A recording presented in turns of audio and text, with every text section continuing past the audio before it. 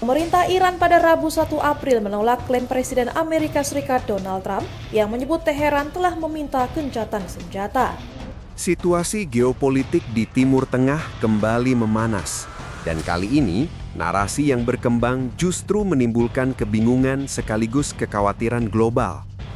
Di tengah meningkatnya ketegangan antara Iran dan Amerika Serikat, sebuah klaim mengejutkan datang dari mantan Presiden Amerika Serikat, Donald Trump, yang menyebut bahwa Iran telah meminta gencatan senjata.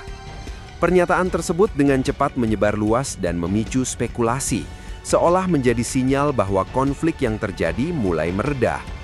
Namun, alih-alih meredakan situasi, klaim ini justru memicu reaksi keras dari pihak Iran yang secara tegas membantahnya. Dalam lanskap politik internasional, setiap pernyataan dari tokoh besar memiliki dampak yang tidak kecil. Ketika Donald Trump menyampaikan klaim tersebut melalui platform media sosial yang ia gunakan, publik global langsung terfokus pada kemungkinan adanya perubahan strategi dari Teheran. Apakah Iran benar-benar berada dalam posisi terdesak hingga harus meminta penghentian konflik? Ataukah ini hanya bagian dari strategi komunikasi politik untuk membentuk opini publik internasional? Jawaban dari pertanyaan tersebut datang dengan cepat dari pihak Iran. Melalui media resmi pemerintah, Islamic Republic of Iran News Network, klaim tersebut dibantah secara tegas. Pernyataan yang dikutip dari juru bicara Kementerian Luar Negeri Iran menyebut bahwa tuduhan tersebut tidak hanya tidak benar, tetapi juga sama sekali tidak memiliki dasar fakta. Bantahan ini tidak disampaikan dengan nada diplomatis yang biasa, melainkan dengan ketegasan yang menunjukkan bahwa Iran ingin menutup ruang interpretasi terhadap isu tersebut. Bagi Iran, tuduhan bahwa mereka meminta gencatan senjata memiliki implikasi yang sangat besar. Dalam konteks geopolitik, permintaan gencatan senjata seringkali dipersepsikan sebagai tanda kelemahan atau posisi tawar yang menurun. Oleh karena itu, respons cepat dari Teheran dapat dipahami sebagai upaya menjaga citra kekuatan dan kedaulatan mereka di hadapan dunia.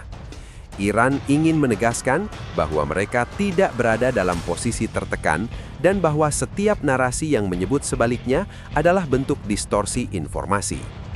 Di sisi lain, pernyataan dari Donald Trump tidak berdiri sendiri. Ia juga menyampaikan bahwa Amerika Serikat hanya akan mempertimbangkan gencatan senjata jika syarat tertentu dipenuhi. Salah satu syarat utama yang disoroti adalah pembukaan penuh jalur pelayaran strategis di Selat Hormuz. Jalur ini bukan sekadar perairan biasa, melainkan salah satu titik paling vital dalam distribusi energi global. Sebagian besar ekspor minyak dunia melewati wilayah ini, sehingga setiap gangguan di sana dapat berdampak langsung pada harga energi dan stabilitas ekonomi global. Dengan menjadikan Selat Hormuz sebagai syarat utama, Amerika Serikat secara tidak langsung menegaskan bahwa kepentingan strategis mereka berada pada kebebasan navigasi dan keamanan jalur perdagangan internasional. Namun, pernyataan tersebut juga mengandung nada tekanan. Disebutkan bahwa selama syarat tersebut belum terpenuhi, operasi militer terhadap Iran akan tetap dilanjutkan. Ini bukan sekadar pernyataan diplomatis, melainkan sinyal bahwa konflik masih jauh dari kata selesai. Di tengah ketegangan ini muncul pula pernyataan dari Menteri Luar Negeri Iran, Abbas Araghchi, yang semakin mempertegas posisi Teheran. Ia menyatakan bahwa Iran tidak pernah bertukar pesan dengan Amerika Serikat terkait gencatan senjata. Pernyataan ini penting karena menutup kemungkinan adanya komunikasi informal atau jalur diplomasi belakang yang sering terjadi dalam konflik internasional. Dengan kata lain, Iran ingin menunjukkan bahwa tidak ada negosiasi, baik secara resmi maupun tidak resmi. Lebih jauh, Abbas Araghchi menekankan bahwa konflik yang melibatkan Amerika Serikat dan Israel di wilayah Iran harus diakhiri secara menyeluruh. Pernyataan ini menunjukkan bahwa Iran tidak tertarik pada solusi jangka pendek seperti gencatan senjata sementara. Mereka menginginkan penyelesaian yang lebih fundamental yang dapat memastikan bahwa konflik serupa tidak terulang di masa depan. Ini adalah pendekatan yang secara strategis berbeda dari apa yang biasanya ditawarkan dalam konflik bersenjata, di mana gencatan senjata sering menjadi langkah awal menuju negosiasi damai. Namun, di balik perbedaan narasi ini, terdapat satu titik krusial yang menjadi pusat perhatian dunia, yaitu Selat Hormuz. Jalur ini kembali menjadi simbol perebutan pengaruh antara dua kekuatan besar. Amerika Serikat melihatnya sebagai jalur yang harus bebas dari gangguan. Sementara Iran menegaskan bahwa jalur tersebut sebenarnya tetap terbuka, kecuali bagi pihak-pihak yang mereka anggap sebagai agresor.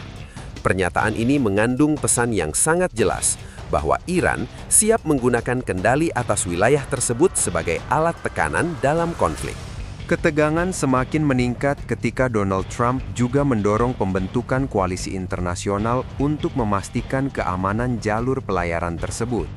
Bahkan, ia memberikan peringatan kepada NATO bahwa masa depan aliansi tersebut bisa terancam jika tidak memberikan dukungan kepada Amerika Serikat. Pernyataan ini memperluas cakupan konflik, dari yang semula bersifat bilateral menjadi berpotensi melibatkan banyak negara. Jika NATO benar-benar terlibat, maka konflik ini dapat dengan cepat berubah menjadi krisis global. Keterlibatan aliansi militer besar akan meningkatkan resiko eskalasi, termasuk kemungkinan konfrontasi langsung antara negara-negara besar. Dalam konteks ini, setiap pernyataan dan langkah strategis menjadi sangat sensitif karena dapat memicu reaksi berantai yang sulit dikendalikan. Sementara itu, perhatian dunia juga tertuju pada rencana pidato resmi dari Gedung Putih yang dijadwalkan pada malam hari waktu Washington. Pidato ini disebut akan memuat perkembangan penting terkait situasi Iran. Banyak pihak berspekulasi bahwa pidato tersebut dapat menjadi titik balik.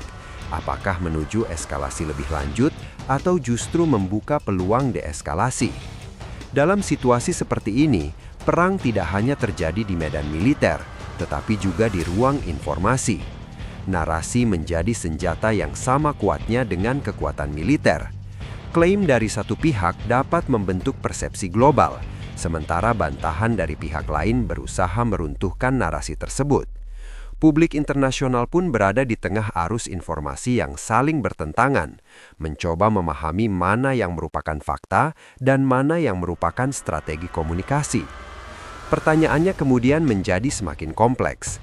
Mengapa Donald Trump menyampaikan klaim tersebut?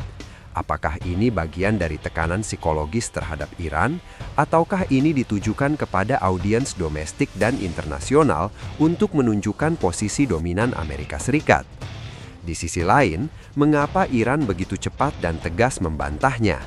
Apakah ini murni untuk menjaga kedaulatan atau juga untuk menghindari persepsi bahwa mereka sedang melemah? Di balik semua itu, satu hal yang pasti adalah bahwa konflik ini belum menunjukkan tanda-tanda akan mereda. Justru sebaliknya, perbedaan narasi ini menunjukkan bahwa kedua pihak masih berada pada posisi yang saling berseberangan, baik secara militer maupun secara komunikasi. Dunia pun harus bersiap menghadapi kemungkinan terburuk, termasuk dampak terhadap ekonomi global, stabilitas politik, dan keamanan internasional.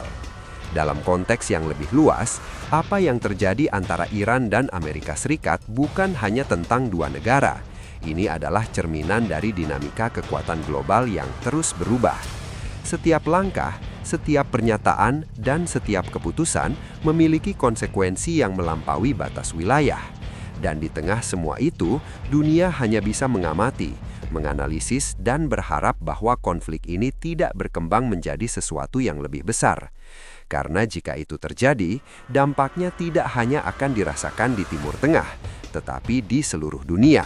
Harga energi bisa melonjak, jalur perdagangan terganggu, dan ketegangan politik meningkat di berbagai kawasan.